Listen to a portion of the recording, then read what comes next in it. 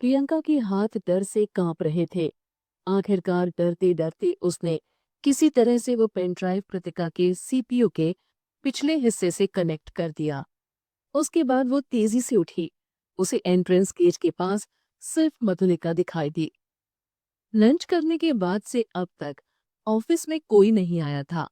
उसने एक राहत भरी लंबी सांस ली और तेजी से कृतिका के डेस्क से हटकर अपने डेस्क के पास आ गई। उसी वक्त मधुलिका तेज कदमों से प्रियंका के पास आई। उसने मुस्कुराते हुए प्यार से प्रियंका को हग करते हुए कहा, प्रियंका, आज से और अभी से तुम मेरी सबसे सबसे अच्छी दोस्त बन चुकी हो। बताओ, लंच में क्या खाओगी? जो भी तुम खाओगी मैं भी तुम्हारे साथ वही खाऊंगी। इस वक्त ऑर्डर करके कुछ मंगाना सही नहीं था। ऑफिस में बस वे दोनों ही थे। यानी लंच ब्रेक के बाद वापस आने पर जब कृतिका अपना कंप्यूटर ऑन करती और उसके कंप्यूटर के साथ जो कुछ भी होता, उसका सीधा शक उन दोनों पर ही जाता। इसलिए उन दोनों का तुरंत वहां से बाहर निकलना जरूरी था। मधुलिका के उसे धमकाने के बाद ऐसे प्यार दिखाने वाले बिहेवियर से प्रियंका का दम घुटने लगा था। लेकिन अब वो भी उसी नाव में सवार थी जिसमें मधुलिका और वो चाहकर भी उस नाव से बाहर नहीं निकल सकती थी। इसलिए उसने एक महंगे रेस्टोरेंट का नाम लिया। मधुलिका इस वक्त प्रियंका से बहुत खुश थी, इसलिए उसने तुरंत हाँ कर दी। फिर दोनों ही उस रेस्टोरेंट के लिए निकल पड़े।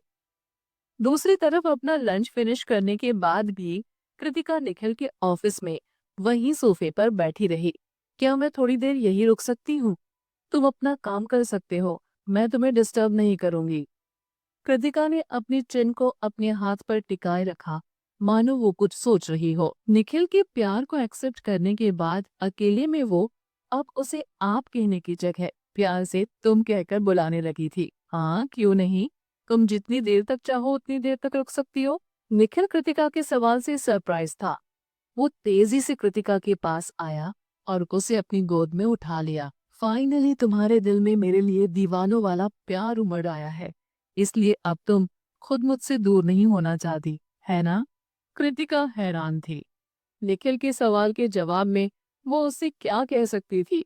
सच कहें तो वो जानबूझकर निखिल के पास देर तक रुककर मधुलिका को मौका देना चाह रही थी कि उसके मन में जो भी चाल है वो उसे अच्छे से चले। लेकिन जो निखिल ने अभी कहा था उसके बाद अगर वो सच बताती तो ये प्यारा रोमांटिक सा माहौल पूरी तरह से खराब हो जाता। कृतिका ने बस एक पल के लिए हेजिटेट किया, लेकिन निखिल उसकी आंखों में लगातार वैसे ही देखता रहा, जिससे कृतिका थोड़ी सी परेशान हो गई। निखिल ने अपनी आंखें सिकोड़ी और कृतिका से पूछा, क्या मैं गलत सोच रहा हूँ? एक पल को कृतिका घबराई, फिर उसने तेजी से ना में अपना सिर हिलाया और कहा, नहीं, बिल्कुल भी नहीं। तुमने जो कहा वो सही है। निखिल ने कुछ पल के लिए कृतिका को गौर से देखा, जिससे कृतिका की घबराहट और बढ़ गई। फिर निखिल ने अपने होठों की तरफ इशारा करते हुए कहा, ठीक है, तो फिर मुझे किस करो।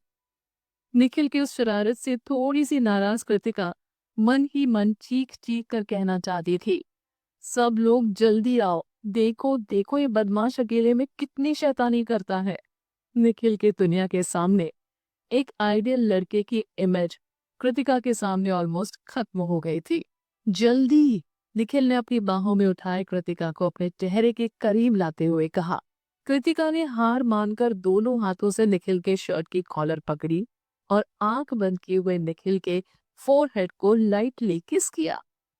अपने होठों पर होने वाले किस के इंतजार में निखिल की फोरहेड पर कृतिका ने किस किया तो वो शॉक्ड रह गया।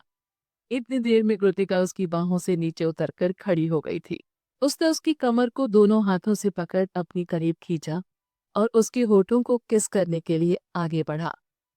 बहुत बदमाश हो तुम। मैंने तुम्हें होठों पर किस करने को कहा था ना? रुको, बताता हूँ। इससे पहले कि निखिल के होठ कृतिका के होठों के करीब आ गए, कृतिका झट से अपने दुपट्टे को दोनों के होठों के बीच ले आई। जैसे ही उसने कृतिका को किस किया, उसे महसूस हुआ कि वो उसके लिप्स को नहीं बल्कि किसी पतले कपड़े को किस कर रहा है। आंखें खोलने पर उसे दोनों की होठों के बीच कृतिका का दुपट्टा दिखाई दिया। मैंने ठीक कहा था, तुम बहुत बदमाश हो। निखिल ने कृतिका की आंखों में देखते हुए कहा, सिर्फ एक लिप किस मैंने मांगा था, लेकिन तुमने वो भी नहीं दिया। निखिल का प्यार कृतिका के लिए इतना सीरियस था कि उसने उसकी आंखों को पढ़ते हुए उसके मन की बात जान ली। वो अभी इसके लिए तैयार नहीं थी। उसने अभी भी उसे कमर से थामे हुआ था। उसकी बाहों में वो बहुत ही पतली और कद में छोटी लग रही थी। न चाहते हुए भी उसने खुद पर काबू कर उसे अपनी पकड़ से आजाद किया और कहा, बताओ मुझे एक्चुअली में क्या चल रहा है। कृतिका खिलखिलाई, मुझे लगा तुम काफी बिजी हो। आज कुछ खास बिजी नहीं, निखिल ने अपनी डेस्क की तरफ देखते हुए कहा। खैर मेरी बात छोड़ो, तुम्हें तो आज सूरज आहूजा वाले केस की प्रपोजल फाइल सबमिट करनी है ना? तुम्हें तो अभी काफी बिजी होना चाहिए था। मैंने तो प्रपोजल काफी पहले तैयार कर लिया था। इतना कहने के बाद कृतिका ने मधुलिका को लेकर अपने शक के बारे में निखिल को सब कुछ क्लियरली बता दिया। मुझे थोड़ी देर तक अपने डिपार्टमेंट से जानबूझकर बाहर रहना था, ताकि मधुलिका को अपनी चाल चलने का एक बढ़िया मौका मिल सके। देखा, मैंने कहा था ना, तुम सच में बहुत बदमाश हो।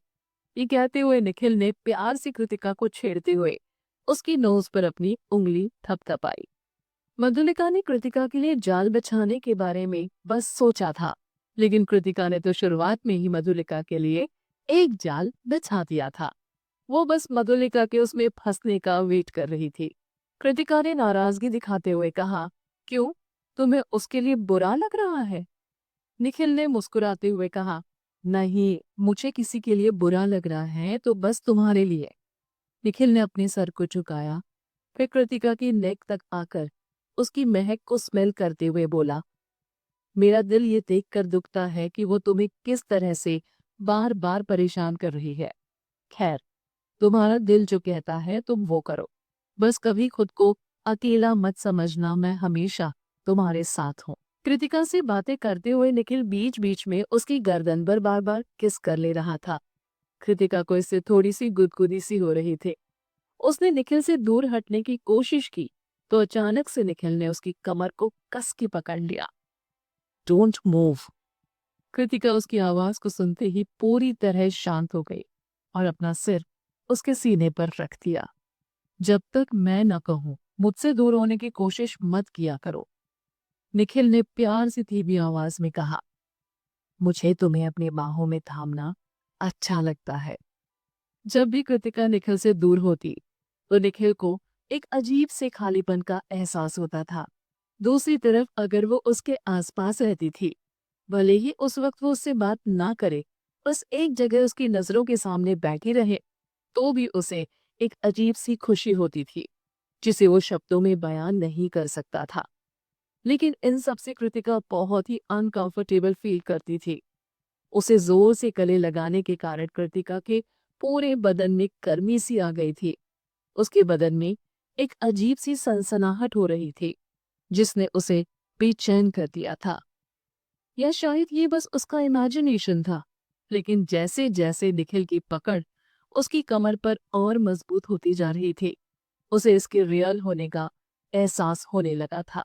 अपने दोनों जन्मों में वो कभी किसी के ना इतने करीब आई थी और ना किसी को अपने इतने करीब आने दिया था, लेकिन इस वक्त निखिल उसके करीब था, इतना कि वो अपनी होश खो चुकी थी। अचानक से कृतिका ने निखिल के कान के निचले हिस्से को जोर से बाइट किया। आउच! निखिल ने दर्द से कराहा। उसने एक लंबी सांस ली।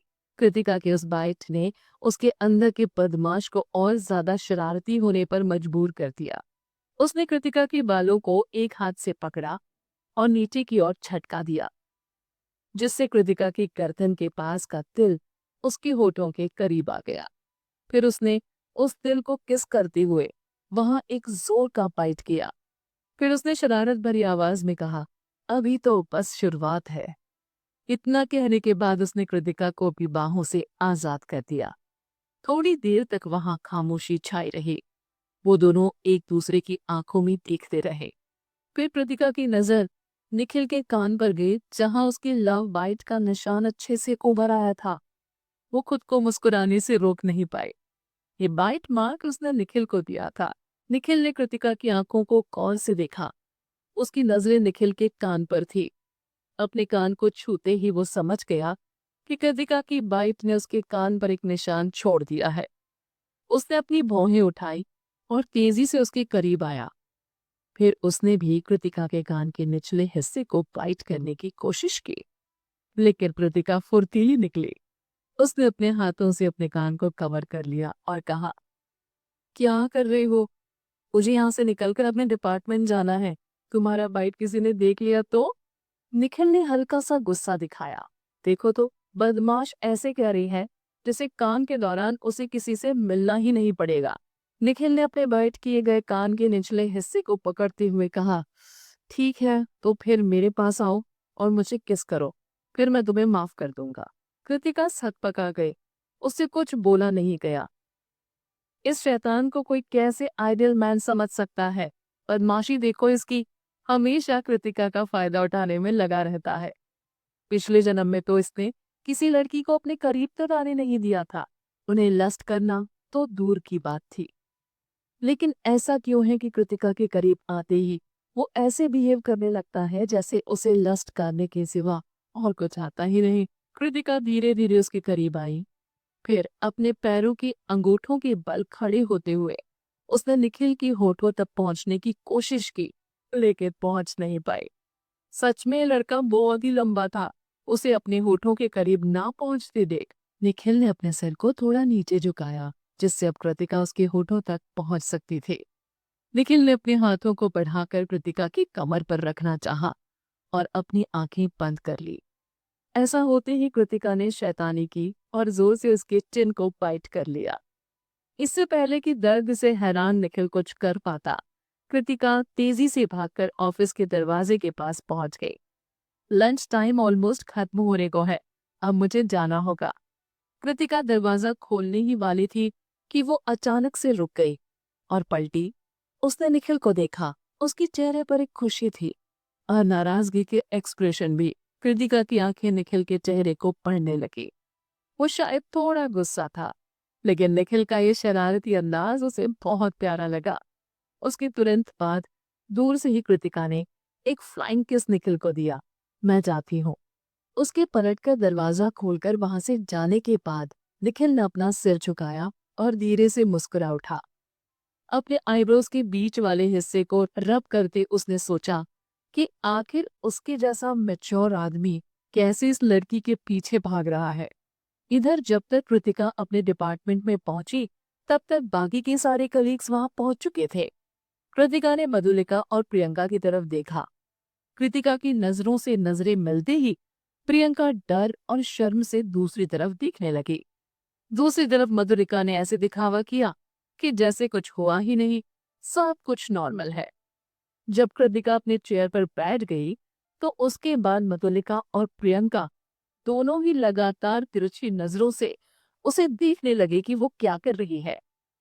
उन दोनों की ये हरकत सागर की नजरों में आ गई।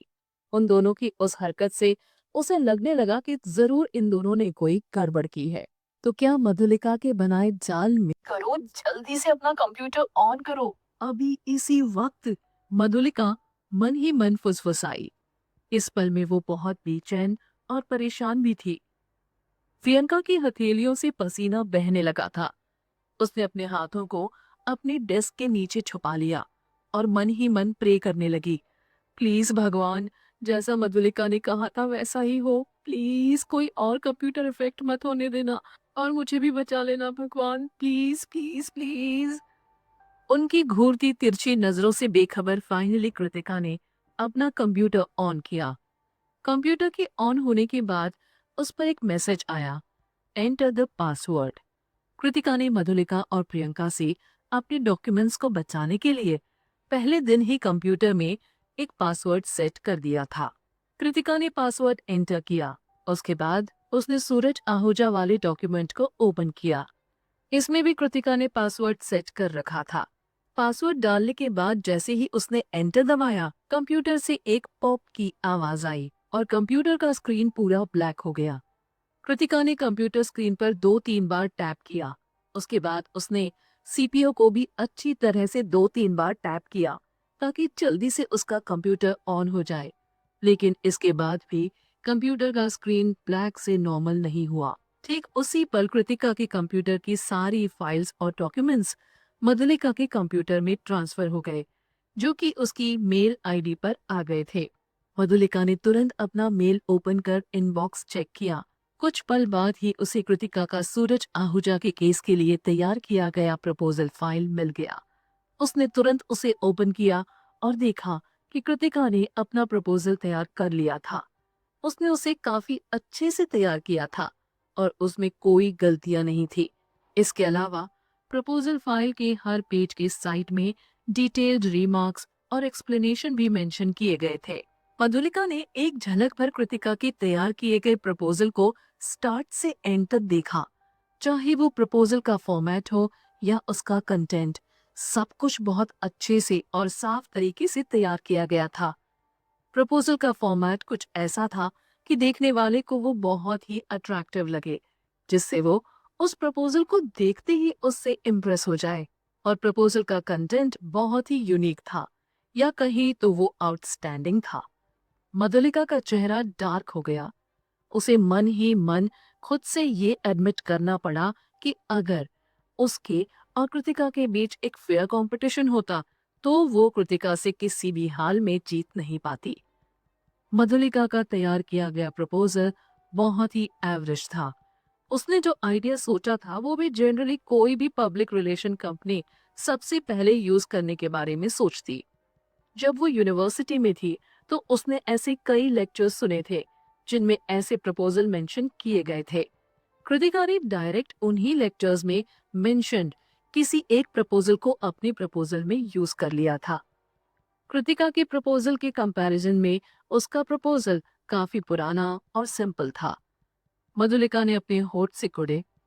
भले ही कृतिका ने उसे तैयार करने में बहुत मेहनत की थी, लेकिन अब उसकी मेहनत बेकार होने वाली थी। मधुलिका ने एक बार फिर से उसके प्रपोजल को अच्छे से चेक किया।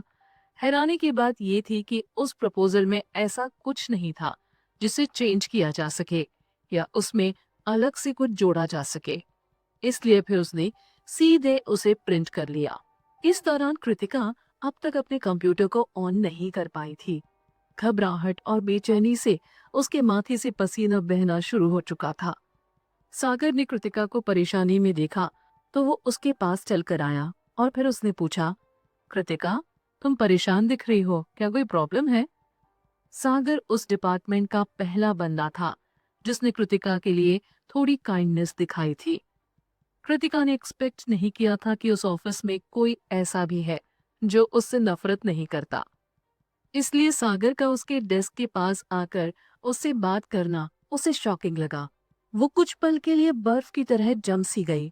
फिर उसने सीधे खड़े होते हुए कहा, मेरे कंप्यूटर का स्क्रीन अचानक से ब्लैक होकर बंद हो गया और मैं इसे अब ऑन भी नहीं कर पा रही। जरा मुझे देखने दो। सागर ने पहले कंप्यूटर को अच्छे से चेक किया, फिर उसने सीपीयू को बाहर निकाल कर देखा, जहां उसे सीपीयू की बैक में एक छोटा सा पेन ड्राइव नजर आया। सागर ने सोचा कि ये पेन ड्राइव कृतिका का ही होगा। फिर उसने कहा, मुझे भी कुछ समझ नहीं आ रहा, आईटी डिपार्टमेंट से किसी को बुलाना होगा, अब वही कुछ कर पाएंगे। सागर ने तुरंत आईटी डिपार्टमेंट में कॉल किया। थोड़ी देर में ही वहां से एक स्टाफ पब्लिक रिलेशन डिपार्टमेंट आ गया। कंप्यूटर चेक करने के बाद उसने एक पोर्टेबल हार्ड ड्राइव लगाकर कंप्यूटर को सेफ मोड में ऑन किया। फिर उसने कृतिका से कहा, आपके कंप्यूटर में वायरस आ गया है, मुझे इसे आईटी डिपार्टमेंट ले जाकर अच्छे से चेक कराना होगा। तभी अपने ऑफिस से बाहर निकलते हुए राघव कृतिका के पास आया और फिर उसने सवाल किया, कृतिका, क्या तुमने सूरज आहूजा वाला प्रपोजल प्रिंट कर लिया है जिसे तुम्हें आज सबमिट करना था? कृतिका ने ना में अपना सिर हिलाते हुए कहा, नहीं, वो फाइल अभी भी कंप्यूटर में है। मैंने सोचा था कि लंच के बाद एक बार उसे चेक करूंगी, फिर उसे प्रिंट कर लूंगी। राघव परेशान हो गया।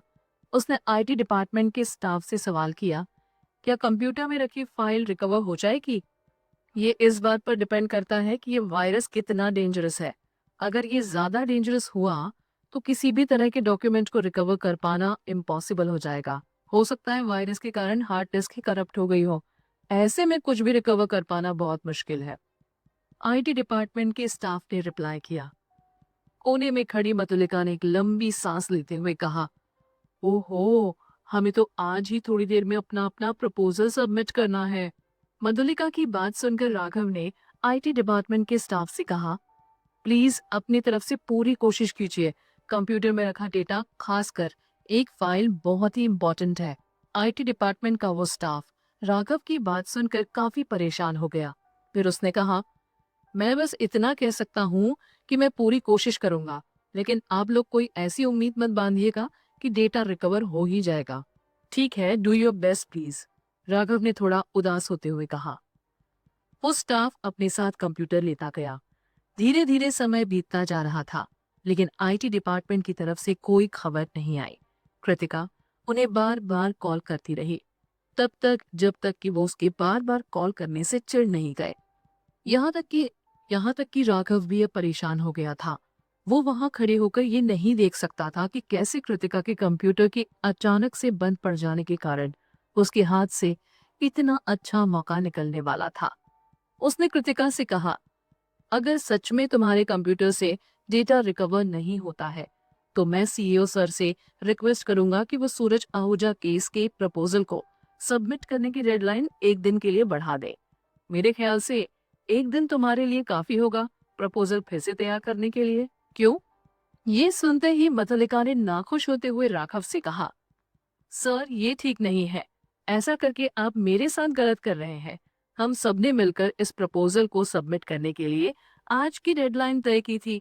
जब मैंने विद इन टाइम अपना प्रपोजल रेडी कर लिया है, तो कृतिका को भी रेडी कर लेना चाहिए था। तुम देख रही हो ना कि उसका कंप्यूटर बंद पड़ गया है, राघव ने कड़क आवाज में कहा। तो अगर मेरा कंप्यूटर बंद पड़ गया होता तो क्या आप मुझे भी एक एक्स्ट्रा दिन देते? राघव इससे पहले कि उस सवाल का जवाब दे पाता, मधुलिका ने आगे जोर देते हुए कहा, हम दोनों ने एक ही दिन कंपनी को ज्वाइन किया। बाकी के सभी एम्प्लॉयज को या एक लंबे प्रोविजन पीरियड से गुजरना पड़ता है, लेकिन शुरुआत में ही कृतिका को एक केस पर अकेले काम करने के लिए दिया गया, जिसे पूरा करने पर उसका प्रोविजन पीरियड सीधे खत्म हो जाता, जो कि बाकी सभी एम्प्लॉयज के साथ अनफेयर है, क्योंकि उन्हें तो ऐसा कोई केस या मौका नहीं दिया गया। आपने कहा कि उसका कंप्यूटर बंद पड़ गया है। शायद ये उसकी बुरी किस्मत है, लेकिन उसकी बुरी किस्मत की कीमत मैं क्यों चुकाऊं? मधुलिका सही कह रही है सर, आप ये गलत कर रहे हैं, प्रियंका ने मधुलिका को सपोर्ट करते हुए कहा। जब हम सब ने कंपनी ज्वाइन की थी, तब हम में से किसी को प्रोबेशन पीरियड पार करने का मौका नहीं दिया गया था। हमें इससे कोई प्रॉब्लम नहीं कि कृतिका को ऐसा खास मौका दिया गया है। ना हम ये कह रहे हैं कि आपने हमें मौका ना देकर हमारे साथ गलत किया था, लेकिन ऐसा क्यों है कि उसे बार बार मौका दिया जा रहा है? ये एक दिन एक्स्ट्रा वाली बात हमसे बर्दाश्त नहीं होगी सर। प्रियंका ने बिल्कुल सही कहा। इसके अलावा कौन जानता है कि शायद कृतिका ने ये सब जानबूझकर किया हो। रुखसार ने नफरत भरी निगाहों से कृतिका को देखते हुए अपने होठ सिकुड़े और कहा, शायद वो टाइम पे अपना प्रपोजल तैयार नहीं कर पाई होगी और हम सबके सामने इस बात से शर्मिंदा होने से बचने के लिए उसने जानबूझकर अपने कंप्यूटर में वायरस डाल दिया हो, जिससे कि वो बंद पड़ जाए और उसे प्रपोजल सबमिट करने के लिए एक्स्ट्रा टाइम दे दिया जाए। तुम इडियट हो क्या? सागर चिल्लाया। तुम्हारी हिम्मत कैसे हुई ऐसा कुछ कहने की? यहाँ कोई तुम्हारे जितना बेशर्म नहीं है जो तुम्हारी इस घटिया बात पर विश्वास करे। फिर उसने रुखसार को चिढ़ाते हुए अजीब सी आवाज में कहा, तुम अपना प्रपोजल पूरा नहीं कर पाई, इसलिए तुमने अपने कंप्यूटर में खुद ही वायरस डाल दिया। तुम ना इस दुनिया से बाहर के आइडियाज सोच लेती हो। तुम्हें तो अंतरिक्ष में चले जाना चाहिए। वहां तुम्हारे आइडियाज सुनकर एलियंस भी हंस हंस कर पागल हो जाएंगे। सागर की बात सुनकर गुस्से में रुखसार ने अपना जोर से पैर पटका। ये आदमी पागल हो गया है जो बार बार उसे टारगेट करता रहता है। वैसे सागर ने सही कहा था, किसी ने भी रुखसार की बात पर भरोसा नहीं किया। रुखसार जो भी कह रही थी उसमें कोई लॉजिक नहीं था। उसी वक्त आईटी डिपार्टमेंट का वो स्टाफ जो कृतिका का कंप्यूटर ले गया था वापस आया। राघव ने उसे देखते ही अपनी तरफ खींचा, फिर उससे सवाल किया, क्या कंप्यूटर ठीक हो गया? तुम उस फाइल को रिकवर कर पाए? नहीं, हम जल्द ही कंप्यूटर ठीक कर लेंगे, लेकिन उससे किसी भी तरह का डेटा रिकवर नहीं हो पाएगा। ये कहते हुए उस स्टाफ ने अपनी जेब से एक पेन ड्राइव निकाला। ये वही पेन ड्राइव था जिसे मधुलिका से लेकर प्रियंका ने कृतिका के सीपीयू के पैक में लगाया था। जब प्रियंका ने वो पेन ड्राइव आईटी डिपार्टमेंट के उस स्टाफ के हाथ में देखा तो डर के मारे उसका कलेजा उसके मुंह में आ गया। तुम्हारे कंप्यूटर में वायरस इस पेन ड्राइव के थ्रू आया है, जो कि तुम्हारे सीपीयू में लगा हुआ था। इसमें मौजूद वायरस काफी कॉम्प्लिकेटेड है। जब तुमने अपने कंप्यूटर को ऑन करने के लिए उसमें अपना पासवर्ड डाला होगा, उसी वक्त इसने तुम्हारे सिस्टम को करप्ट कर उसमें मौजूद सारे डेटा को डिस्ट्रॉय कर दिया। आईटी स्टाफ ने कृतिका को एक्सप्लेन किया। फिर उसने उसे एक तरह से डांटते हुए कहा, तुम्हें इस बात का ख्याल रखना चाहिए कि तुम्हारी पेन ड्राइव में पहले से कोई वायरस ना हो। कंपनी के सारे कंप्यूटर एक ही नेटवर्क से कनेक्टेड है। अगर तुम्हारी पेन ड्राइव में मौजूद वायरस के कारण बाकी के कंप्यूटर्स भी अफेक्टेड हो जाते तो नुकसान बहुत ज्यादा होता। क्या तुम उस नुकसान की भरपाई कर पाती? कृतिका को उसकी डांट का बुरा नहीं लगा। उसने ईमानदारी से जवाब दिया, ये मेरा पेन ड्राइव नहीं है। क्या ये तुम्हारी कैसे नहीं है?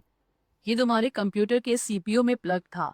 तुम्हारे अलावा तुम्हारी सीपीयू में कोई और क्यों अपना पेन ड्राइव लगाएगा? आईटी स्टाफ ने नाराजगी दिखाते हुए कहा।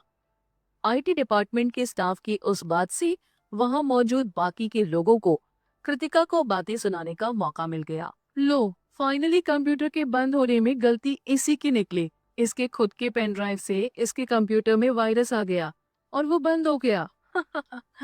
अगर सच में ऐसा है तो अभी अभी रुखसार ने जो कहा था वो पूरी तरह से लॉजिकल है। बिल्कुल सही। किसे पता इसने ऐसा जानबूझकर ही किया होगा। बिना कुछ सोचे समझे वे सब कृतिका को ब्लेम करने लगे, लेकिन कृतिका ने किसी पर गुस्सा नहीं किया, बल्कि उसने मजाकिया लहजे में आईटी स्टाफ के सवाल का जवाब दिया। पता नहीं, लेकिन सच में किसी और ने मेरे सीपीयू में ये पेन ड्राइव लगाया होगा, मैंने नहीं। आईटी स्टाफ ने महसूस किया कि कृतिका की टोन अजीब सी थी। उसने पेन ड्राइव को कृतिका के डेस्क पर रखा और कहा, खैर, मैंने ऑलरेडी कंप्यूटर के बंद होने का रीजन पता लगा लिया है। बाकी की चीजें आप लोग खुद हैंडल कर सकते हैं। कल सुबह मैं आपका कंप्यूटर भिजवा दूंगा। अभी भी उसमें कंपनी के सॉफ्टवेयर को इंस्टॉल करना बाकी है। अपनी बात पूरी करने के बाद आईटी स्टाफ तुरंत वहां से चला गया। मधुलिका ने गहरी सांस ली। फिर उसने मैनेजर राघव से कहा, सर, कृतिका टाइम पर अपना प्रपोजल सबमिट नहीं कर सकती। इसमें उसकी खुद की गलती है, लेकिन चूंकि मैं उसके साथ कम्पीट कर रही थी, इसलिए प्रपोजल सबमिट करने की डेडलाइन को एक्सटेंड करने की बात से मैं सहमत नहीं हूँ। मैंने अपना प्रपोजल रेडी कर लिया है, इसलिए मैं इसे सबमिट करना चाहूंगी। ये कहने के तुरंत बाद मधुलिका ने अपने प्रपोजल की प्रिंटेड कॉपी, जो कि एक सुंदर सी फाइल में रखी हुई थी, उसे राघव की तरफ बढ़ाया। कृतिका, तुम इस बार अनलकी रही, लेकिन जैसा कि मैंने कहा था, तुम्हारी बुरी किस्मत की कीमत मैं क्यों चुकाऊं? वैसे भी हम नहीं जानते कि तुम्हारे कंप्यूटर के साथ जो हुआ वो सच में बस एक एक्सीडेंट था या कुछ और। मधुलिका ने कृतिका की तरफ देखते हुए कहा। वो डायरेक्टली यही कह रही थी कि अपने कंप्यूटर में वायरस कृतिका ने खुद ही लगाया था। हालांकि तुम अपना प्रपोजल टाइम पर रेडी नहीं कर पाई, लेकिन इसका ये मतलब तो नहीं कि तुम ऐसी घटिया तरीके यूज करो। खैर, चाहे जो भी हो, यहाँ साफ साफ जीत मेरी हुई है। ये सुनकर राघव भड़क उठा। कृतिका ने जब अपना प्रपोजल सबमिट ही नहीं किया तो ये कैसा माना जाएगा कि जीत मधुलिका की हुई?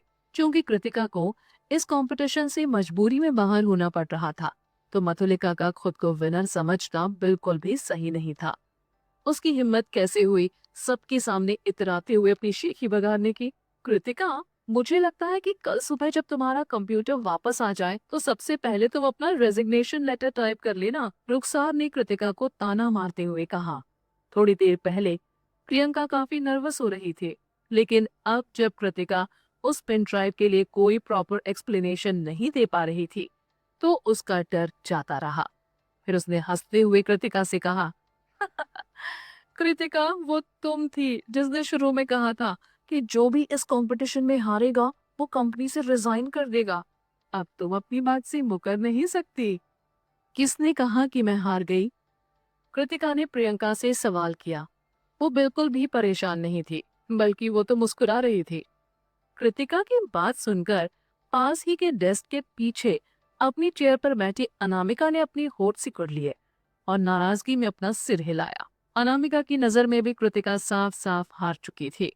उन्हें लग रहा था कि कृतिका हारने के बाद भी ड्रामा कर रही है, क्योंकि वो अपना प्रपोजल सबमिट नहीं कर पाई तो उसे अपनी हार मान लेनी चाहिए थी। साथ ही कृतिका ने खुद वो शर्त लगाई थी कि जो भी हारेगा वो कंपनी से रिजाइन कर देगा। जब वो अपना प्रपोजल रेडी नहीं कर पाई तो उसने जानबूझकर अपने कंप्यूटर में वायरस डाल दिया और अब बेशर्मों की तरह अपनी हार मानने से भी इनकार कर रही थी। अजय भी कृतिका का मजाक उड़ाते हुए हंसा। कृतिका के लिए नफरत उसके चेहरे पर साफ साफ नजर आ रही थी। प्रियंका ने बुरी तरह से कृतिका को डांटते हुए कहा, तुम ये मानती क्यों नहीं कि तुम हार चुकी हो? तुमने चीट करने की कोशिश की, उसके बाद भी तुम हार गई, फिर भी तुम्हारी अकड़ खत्म नहीं हो रही। कृतिका, ये बस एक छोटी सी हार है। अपने जॉब को बचाने के लिए तुम अपने कैरेक्टर को गिरा रही हो, ये बहुत ही घटिया बात है। रुखसार ने प्रियंका के कृतिका को डांटने की तुरंत बाद कहा। दोनों एक के बाद एक बोलते गए, जिससे कृतिका का गुस्सा धीरे धीरे बढ़ने लगा। उसने अपनी होठों को जोर से दबाया, फिर किसी तरह अपने गुस्से पर काबू करने के बाद उसने मैनेजर राघव से कहा, सर, कंप्यूटर में सेव वो फाइल मैंने काफी डिटेल में और अच्छे से तैयार किया था। भले ही वो डिस्ट्रॉय हो गया है, लेकिन मेरे पास एक और प्रपोजल ड्राफ्ट है। ऑफिस वर्क के बाद मैंने उसे अपने घर पर तैयार किया था। ये पहले वाली प्रपोजल फाइल की तरह अच्छे से ऑर्गेनाइज तो नहीं, लेकिन फिर भी मैं इसे सबमिट कर सकती हूँ। कृतिका ने ये नहीं कहा कि उसने वो प्रपोजल अपने इंटरव्यू वाले दिन ही कंपनी से वापस हॉस्पिटल लौटने के बाद रेडी कर लिया था। अगर वो ये कहती तो मधुलिका इस बात का भी बतंगड़ बनाने की कोशिश जरूर करती। शायद वो कहती, ये अनफेयर है, कृतिका को उससे ज्यादा दिन मिले प्रपोजल तैयार करने के लिए। कृतिका की बात सुनते ही प्रियंका और मधुलिका बर्फ की तरह जम गए। उसके पास अभी भी एक प्रपोजल ड्राफ्ट है। उसकी बात सुनते ही राघव की जान में जान आई। चलो, अच्छा है कि तुम्हारे पास एक और ड्राफ्ट है। जो प्रपोजल सबमिट होगा उसका फोकस तुम्हारे मन में होना चाहिए। एक बार ये अप्रूव हो जाए तो तुम उसे अच्छे से ऑन पेपर रेडी कर सकती हो। जब राघव अपनी बात कह रहा था उतनी देर में कृतिका ने अपने ड्रॉर की चाबी अपने पर्स से बाहर निकाली थी। मधुलिका हेल्पलेसली कृतिका को देखती रही। जब उसने अपने डेस्क का ड्रॉर ओपन किया, उसमें से वो प्रपोजल बाहर निकाला जिसे उसने काफी पहले ही तैयार कर लिया था, और फिर उसने वो फाइल राघव को दे दिया। अनामिका और बाकी के कलीग्स ने जब ये देखा तो फाइनली उन्हें विश्वास हो गया कि कृतिका ने जानबूझकर खुद से अपने कंप्यूटर में वायरस नहीं डाला होगा, क्योंकि अगर उसने ऐसा किया होता तो उसके पास एक भी प्रपोजल की कॉपी नहीं होती। लेकिन अभी अभी उसने अपना प्रपोजल राघव को सबमिट कर दिया था। उन्हें ये भी विश्वास हो गया कि कृतिका ने काफी पहले ही अपना प्रपोजल रेडी कर लिया होगा। जो प्रपोजल कंप्यूटर में था वो बस थोड़ा ज्यादा डिटेल्ड और रिफाइंड होगा। कोई बेवकूफ भी अपने कंप्यूटर को खुद से इन्फेक्ट नहीं करेगा, वो भी तब जबकि उसने कंपटीशन के लिए दो दो प्रोजेक्ट तैयार कर लिए हों। पहले उन्हें लगा था कि कृतिका ने कोई प्रपोजल तैयार नहीं किया था, इसलिए उन्हें लग रहा था कि वो सीधे सीधे हारने के बाद भी अपनी हार नहीं मान रही। लेकिन अब जब उसका प्रपोजल राघव के हाथ में था तो उनका वो शक भी दूर हो गया। अनामिका ने शक भरी निगाह से पहले मधुलिका की तरफ, फिर प्रियंका और फिर रुखसार की तरफ देखा। अगर कृतिका ने अपना कंप्यूटर खुद इन्फेक्ट नहीं किया तो जरूर किसी और ने किया होगा। अभी थोड़ी देर पहले ये तीनों ही सबसे ज्यादा खुश थी, ये सोचते हुए कि अभी तुरंत कुछ पहले मधुलिका ने कृतिका को क्या कुछ नहीं कहा था। उन सब बातों से अनामिका को मधुलिका पर शक होने लगा। अगर वो मधुलिका है जिसने कृतिका के कंप्यूटर में वायरस डाला था तो उसकी कही हर एक बात का मतलब उसे अब समझ आ रहा था। लेकिन उस वक्त मधुलिका इस बारे में जरा भी नहीं सोच रही थी कि कौन उसके बारे में क्या सोच रहा है। पहले उसने सोचा कि कृतिका अब तो अपना प्रपोजल सबमिट नहीं कर पाएगी, इसलिए उसने अपना प्रपोजल तुरंत राघव को सबमिट कर दिया ताकि ये सारा मामला जल्दी से जल्दी निपट सके।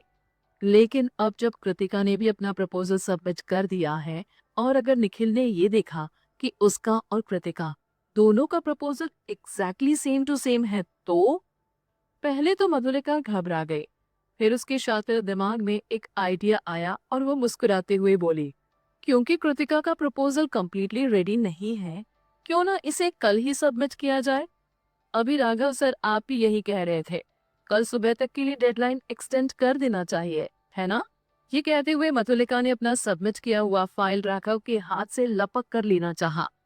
जैसे ही उसने अपना हाथ आगे बढ़ाया, कृतिका ने तेजी से उसकी कलाई पकड़ ली। ये तुम क्या कर रही हो? कृतिका ने निराशा में मधुलिका को देखते हुए कहा।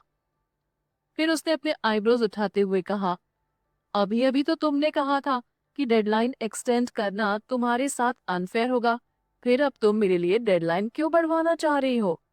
मधुलिका घबराहट से कुछ पल के लिए खांसने लगी और फिर उसने मुस्कुराते हुए कहा, पहले तो मैंने तुम्हें गलत समझ लिया, इसलिए मुझे लगा कि तुमने अपना प्रपोजल पूरा नहीं किया होगा और इस कारण तुम जानबूझकर प्रपोजल सबमिट करने में डिले करना चाह रही हो। लेकिन चूंकि अब मैं जान गई हूँ कि तुमने अपना प्रपोजल बहुत पहले ही पूरा कर लिया था और तुम्हें इसे बस फाइनल टच देने की जरूरत है, तो मैं इतनी भी बुरी नहीं हूँ कि तुम्हें अपने प्रपोजल को फाइनल टच देने का मौका ना लेने दूं। उसकी कोई जरूरत नहीं है, मैं ऐसे ही इसे सबमिट करने के लिए तैयार हूँ। कृतिका ने मधुलिका से मुस्कुराते हुए कहा, इसके अलावा अगर मुझे इसमें कुछ सुधार करना भी होगा तो मैं किसी भी कलीग के कंप्यूटर पर थोड़ी देर काम करके इसमें सुधार कर सकती हूँ, इसलिए कल तक का वेट करने की हमें कोई जरूरत नहीं है। कृतिका सही कह रही है, राघव ने कहा। फिर उसने कृतिका से पूछा, क्या तुम इसमें कोई चेंजेस करना चाहती हो? क्योंकि मधुलिका को अब कल तक के लिए डेडलाइन एक्सटेंड करने से कोई प्रॉब्लम नहीं, तो मैं तुम्हें थोड़ा वक्त दे सकता हूँ, इससे कोई प्रॉब्लम नहीं होगी। भले ही राघव ने जो कहा वो लॉजिकल था, लेकिन उसके वर्ड्स और उसका एटीट्यूड कृतिका को लेकर बायस थे। वहां काम करने वाले बाकी कलीग्स चाहकर भी अपने आप को इस बारे में सोचने से नहीं रोक पाए। जैसा दिख रहा था, उसके हिसाब से उन्हें अपने शक पर पूरा भरोसा होने लगा कि राघव कृतिका को बेहद पसंद करता है। उसकी कोई जर... मैंने कहा ना, उसकी कोई जरूरत नहीं, मैं इसे ऐसे ही सबमिट करना चाहती हूँ, अभी इसी वक्त। वैसे भी प्रपोजल का फोकस मेरी सोच पर निर्भर करता है, उसके हिसाब से मेरा तैयार किया गया पहला ड्राफ्ट अपने आप में सही है, साथ ही मधुलिका सही है। इस तरह से हम दोनों के लिए फेयर कंपटीशन होगा। कृतिका मधुलिका की तरफ मुड़ गई और फिर अपनी आईब्रोज को उठाते हुए कहा, मैंने सही कहा ना? सही कहा? क्या सही कहा? मधुलिका ने मुस्कुराते हुए कृतिका को अपनी ओर खींचा और कहा, तुम्हारा प्रपोजल कैसा है, उसके बारे में बताओ। तुम इसे लेकर काफी कॉन्फिडेंट हो कि ये अप्रूव हो जाएगा? ऐसे किसी बुरे सिचुएशन के बारे में सोचकर मैंने 2 प्रपोजल तैयार किए थे। जो प्रपोजल कंप्यूटर में था, मैं उस प्रपोजल से ज्यादा सेटिस्फाइड थी। दूसरा प्रपोजल जो मैंने अभी अभी सबमिट किया, उसे मैंने शुरू में तैयार किया था, लेकिन उस पर अभी काफी काम बाकी था। जिस प्रपोजल से मैं ज्यादा सेटिस्फाइड हूँ, अब वो तो रिकवर हो नहीं सकता, लेकिन कोई बात नहीं, जो इनकम्प्लीट फाइल मेरे पास है, फिलहाल उसी से काम चलाना होगा। कृतिका ने हल्का निराश होते हुए कहा। ये साफ साफ दिखाई दे रहा था कि वो अपने सबमिट किए गए फाइल से ज्यादा खुश नहीं थी। मधुलिका की आंखें चमक उठी। यानी जो तुमने फाइल सबमिट की है, वो तुम्हारे कंप्यूटर में सेव्ड प्रपोजल से अलग है। कृतिका ने ना ही हाँ कहा और ना ही ना, लेकिन उसकी चुप्पी को मधुलिका ने हाँ समझा। उसने एक राहत भरी लंबी सांस ली, जिस दौरान मधुलिका कृतिका को एक तरफ खींचकर उससे बातें कर रही थी। उस दौरान प्रियंका ने कृतिका की डेस्क पर रखे उस वायरस वाले पेन ड्राइव को गायब करना चाहा, लेकिन मधुलिका के सवाल का जवाब देते देते कृतिका ने अचानक से मुड़कर पेन ड्राइव की तरफ बढ़ते हुए उसके हाथ को पकड़ लिया और फिर वो खुद पेन ड्राइव उठा लिया। प्रियंका एकदम से हक्की बक्की रह गई। हैरानी में उसका मुंह खुल गया। कृतिका, जब ये पेन ड्राइव तुम्हारा नहीं है, तो तुम इसे अपने पास क्यों रख रही हो? कृतिका ने अपनी भौहों को सिकुड़ते हुए उससे कहा, यानी ये पेन ड्राइव तुम्हारा है? बिल्कुल भी नहीं। प्रियंका ने तुरंत उसकी बात को नकार दिया। तो फिर तुम्हें इस बात की चिंता क्यों हो रही है कि मैं इसे अपने पास रखूं या ना रखूं? कृतिका ने प्रियंका के सवाल के जवाब में उससे सवाल किया और तुरंत पेन ड्राइव को अपने बैग में रख दिया। लेकिन ये तुम्हारा नहीं है ना? प्रियंका ने कंफ्यूज होते हुए कहा। प्रियंका की बात सुनते ही मधुलिका ने धीरे से उसे डांटते हुए इडियट कहा। क्या प्रियंका पूरी दुनिया को ये बताने की कोशिश कर रही थी कि ये पेन ड्राइव उसका है? मधुलिका ने तुरंत उसकी बात काटते हुए कहा, प्रियंका शायद तुम्हारे लिए उस पेन ड्राइव को किसी से चेक करवाकर उसमें क्या प्रॉब्लम है ये पता करवाना चाह रही है। हाँ हाँ, प्रियंका ने तुरंत उस मैटर को सॉल्व करने के लिए कहा। मैं एक अच्छे आदमी को जानती हूँ जो मोबाइल और कंप्यूटर से रिलेटेड चीजों को ठीक करता है। मैं पेन ड्राइव उसके पास ले जाकर ठीक करवा दूंगी। कोई बात नहीं, मेरी नजर में भी एक ऐसा नॉलेजेबल बंदा है, मैं खुद इसे चेक करवा लूंगी। कृतिका ने प्रियंका को घूरते हुए कहा। वैसे भी ये मेरे कंप्यूटर के सीपीयू में लगा हुआ था। सच कहे तो कृतिका ने उस पेन ड्राइव को चेक करवाने का कोई प्लान नहीं बनाया था। उसमें चेक करने लायक था ही क्या? एक वायरस जिसने उसके कंप्यूटर में मौजूद सारी फाइल्स को डिलीट कर दिया था। मधुलिका के रिएक्शन को देखने के बाद कृतिका को भी ये लगा कि उस वायरस ने ऑटोमेटिकली उसके सारी फाइल्स को डिलीट करने से पहले मधुलिका के कंप्यूटर या मेल पर ट्रांसफर कर दिया होगा। खैर, ये सारा उधम मधुलिका का मचाया हुआ था। ये बात प्रियंका के चेहरे पर आए एक्सप्रेशन को देख कृतिका समझ गई थी। उसने तो बस मधुलिका का साथ दिया था, इसलिए वहां सच में ऐसा कुछ नहीं था जिसे चेक या इन्वेस्टिगेट किया जाए। कृतिका को किसी भी बात की कोई चिंता नहीं थी। उसने अपना बैग पैक किया और ऑफिस आवर खत्म होते ही हॉस्पिटल चली गई। लेकिन प्रियंका उसकी तो डर से हालत खराब थी। दूसरी तरफ मधुलिका प्रियंका को एक जोर का चांटा मारना चाहती थी ताकि उसकी बेचैनी और उसका डर खत्म हो सके और वो शांत हो जाए। शांत हो जाओ यार, कृतिका को अभी भी कुछ नहीं पता है। अगर अपनी बेचैनी में तुमने उसके सामने कुछ उगल दिया ना, तो फिर मुझे मत कहना कि मैंने तुम्हें प्रोटेक्ट क्यों नहीं किया। मुझे डर लग रहा है, कहीं वो खुद से कुछ पता ना कर ले। प्रियंका ने डर के मारे अपने सर पर आए पसीने को पोंछते हुए रिप्लाई किया। उस पेन ड्राइव में सिर्फ एक वायरस है, इसके अलावा वो उससे और क्या पता लगा लेगी? मधुलिका ने गुस्साते हुए कहा। अगर तुम अपने डर को काबू में नहीं रख सकती तो कल एक दिन की छुट्टी ले लो। मुझे अपने साथ मत घसीटो। मैं समझ सकती हूँ। प्रियंका अब भी मधुलिका पर डिपेंडेंट थी कि अगर कुछ गलत हो जाता है तो वो उसे प्रोटेक्ट करेगी। ये बात समझते ही कि मधुलिका उसकी घबराहट से गुस्सा हो रही है, प्रियंका ने तुरंत उसकी चापलूसी शुरू कर दी। मधुलिका, मुझे एडवांस में तुम्हें कंग्रेचुलेट करना है। तुमने कृतिका को बिना किसी परेशानी के हरा दिया है। कल के बाद ओबेरॉय कॉर्पोरेशन में कृतिका हमें दोबारा कभी नजर नहीं आएगी। मधुलिका हंस पड़ी। वैसे वो है कौन जिसके बारे में मुझे कुछ भी सोचना या जिससे मुझे डरना चाहिए? क्या ये लॉजिकल नहीं था कि जीत मेरी ही होगी? उसे हराना तो मेरे लिए बच्चों का खेल था और मैंने ऐसा किया भी। हाँ हाँ, तुमने बिल्कुल सही कहा। प्रियंका ने तुरंत फिर से मधुलिका की चापलूसी की। हमें तो तुम्हें थैंक्स कहना चाहिए। सिर्फ तुम्हारी वजह से हमें उससे छुटकारा मिलने वाला है। कल हम उसे इस कंपनी से बाहर निकाल फेंकेंगे। अगर वो हमारे ऑफिस में रहेगी तो हम हमेशा डिस्गस्टिंग फील करते रहेंगे। मधुलिका ने डींग मारते हुए कहा। कृतिका होती कौन है जो मुझसे कम्पीट करे?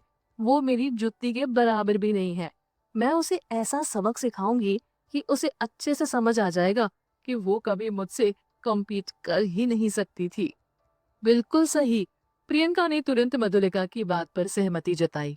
अगले दिन जब कृतिका ऑफिस आई तो वो ये देखकर सरप्राइज रह गई कि ऑफिस में उस दिन बाकी के दिनों से ज्यादा चहल पहल थी।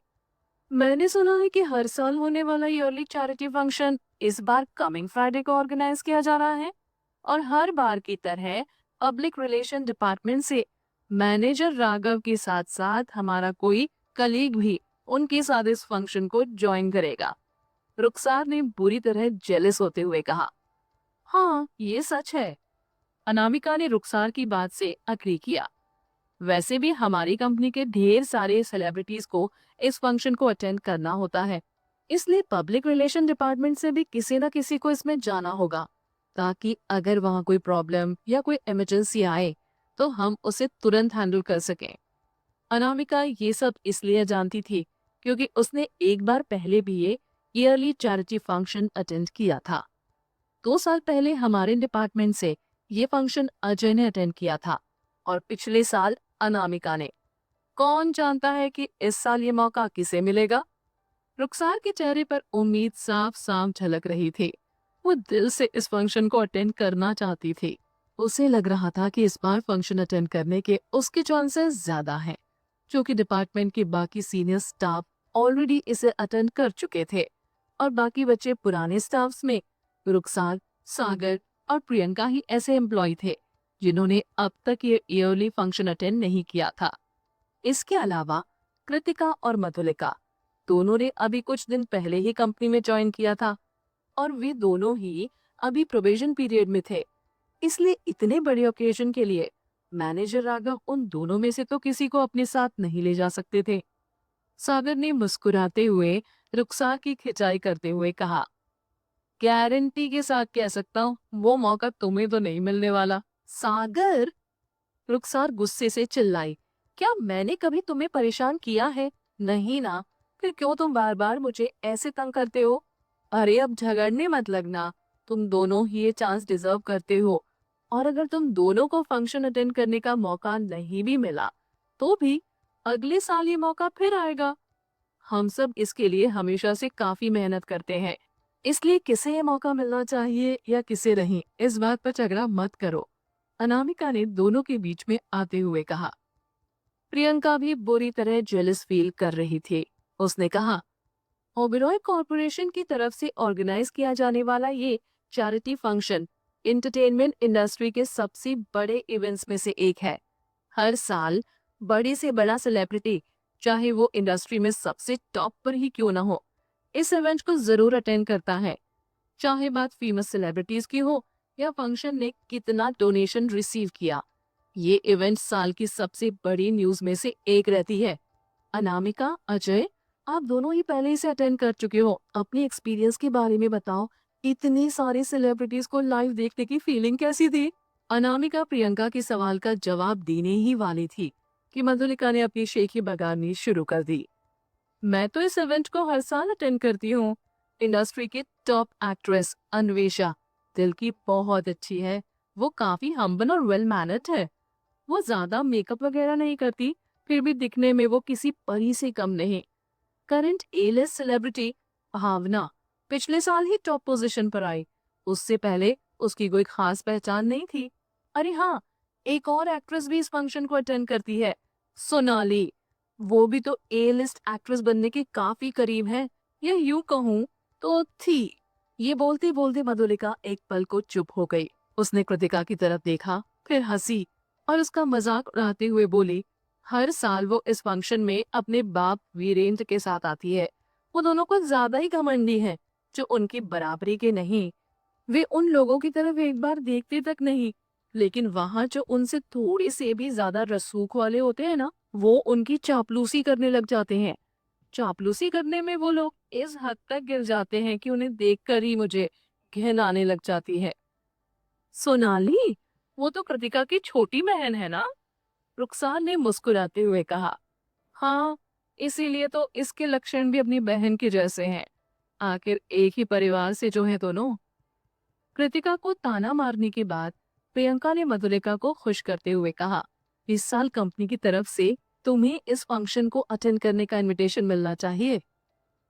इनविटेशन मुझे मिल भी जाए तो भी मैं उसे एक्सेप्ट नहीं करूंगी। मुझे काफी पहले ही फंक्शन अटेंड करने का इनविटेशन मिल चुका है। फंक्शन में कंपनी के किसी स्टाफ की जगह छीनने की मुझे कोई जरूरत नहीं। अगर मुझे इनविटेशन दिया गया तो मैं वो तुम दोनों में से किसी एक को दे दूंगी। मधुलिका ने इनविटेशन की बात ऐसे की जैसे वो किसी कुत्ते के लिए हड्डी का टुकड़ा फेंक रही हो। क्योंकि अब उस मैटर से अनामिका का कोई लेना देना नहीं था, इसलिए वो उनके बीच से हटकर अपने डेस्क की ओर जाने लगी, लेकिन उसके एक्सप्रेशन काफी गुस्सैल थे। वैसे तो फंक्शन अटेंड करने के लिए पब्लिक रिलेशन डिपार्टमेंट में से अब तक किसी एम्प्लॉय का नाम फिक्स नहीं किया गया था, लेकिन मधुलिका इस बात को लेकर कॉन्फिडेंट थी कि फंक्शन अटेंड करने के लिए उसे ही इनवाइट किया जाएगा। कृतिका, तुम कब आई? जब अनामिका कृतिका की डेस्क के बगल से गुजर रही थी तो उसे अपनी चेयर पर बैठे देख अनामिका ने उससे मुस्कुराते हुए कहा, आईटी डिपार्टमेंट से तुम्हारा कंप्यूटर थोड़ी देर पहले ही आया है, उसे ऑन करके देख लो कि वो ठीक से काम कर रहा है या नहीं।